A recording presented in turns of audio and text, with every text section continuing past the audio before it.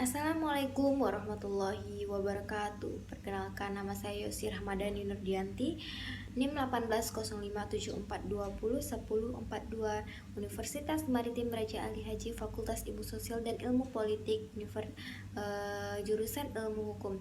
Jadi di sini saya akan membahas mengenai hak asasi manusia untuk memenuhi salah satu tugas dengan mata kuliah hak asasi manusia yang diampu oleh Bapak Irman SH.MH. Jadi untuk pertama kali saya akan menjelaskan mengenai apa itu HAM.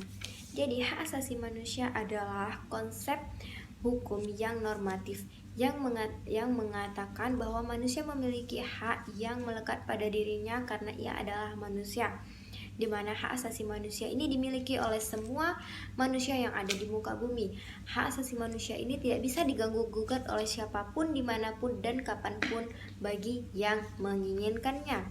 Hak asasi manusia ini bisa dikatakan bahwa hak yang benar-benar melekat pada diri kita yang tidak bisa diganggu-gugat oleh siapapun. Jadi di sini hak asasi manusia ini banyak terjadinya kasus-kasus yang melanggar hak asasi manusia seperti diskriminasi hak asasi manusia. Jadi saya akan membahas satu kasus yang bertentangan dengan hak asasi manusia, di mana di sini saya akan membahas mengenai pelanggaran hak asasi manusia terhadap waria atau wanita pria yang ada di Indonesia. Salah satunya adalah sekumpulan atau grup waria di Indonesia itu ditangkap oleh Satpol PP. Jadi Satpol PP itu mengadakan razia untuk menangkap waria yang ada di Indonesia ini. Jadi ketika itu waria itu sedang duduk-duduk di tepi-tepi jalan, kemudian ditangkap oleh Satpol PP. Kemudian Satpol PP ini memberikan sanksi kepada waria tersebut dengan menyuruh seorang waria itu memanjat ke atas pohon kelapa, kemudian disuruh terjun dari atas pohon kelapa itu ke bawah. Jadi dimana setelah waria itu melakukan sanksi yang akan dijalankannya itu, kemudian reaksi Satpol PP di bawah itu yaitu menertawakan waria itu tersebut. Di mana hati nurani mereka? Apakah tidak ada jalan lain untuk menghukum waria itu tersebut? Apakah dengan melakukan sosialisasi terhadap tempat-tempat grup waria itu kan bisa jadi dengan menghindari sanksi yang seperti tadi. Kemudian ada lagi kasus waria disiram dengan air damkar. Nah, jadi seorang waria itu satu-satu disuruh tegak di tengah jalan. Kemudian mereka disiram dengan air damkar, dimana kita ketahui bahwa air damkar itu sangat keras jika disemprot ke seorang atau sesuatu benda. Jadi dengan menyemprotkan air ke waria tersebut, maka waria itu terpelanting jauh dari tempat tegaknya. Jadi di sini adanya pelanggaran hak asasi manusia terhadap waria.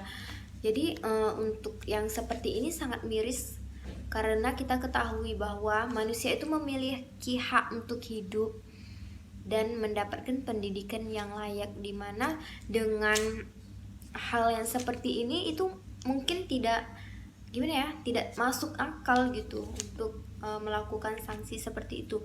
Bahkan di Indonesia ini kan masih bisa memberikan sanksi-sanksi yang lebih dari itu. Maksudnya tuh seperti menyuruh gimana gitu, tidak dengan seperti meloncat dari atas ke bawah terus disiram gitu, enggak seperti itu, karena itu bisa melepas atau membuat mereka itu kehilangan nyawanya gitu.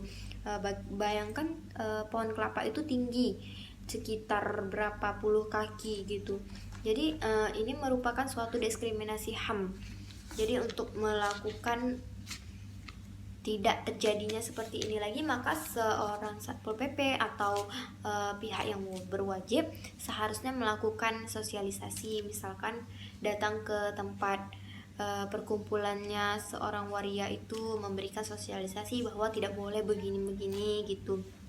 Bahkan seseorang itu pasti menyadarkan dirinya jika dikasih tahu gitu, bukan dengan cara seperti ini. Jadi kalau misalkan tindakan seperti ini terus berlanjut, maka akan banyak orang-orang yang kehilangan nyawanya dengan sanksi yang diberikan seperti ini.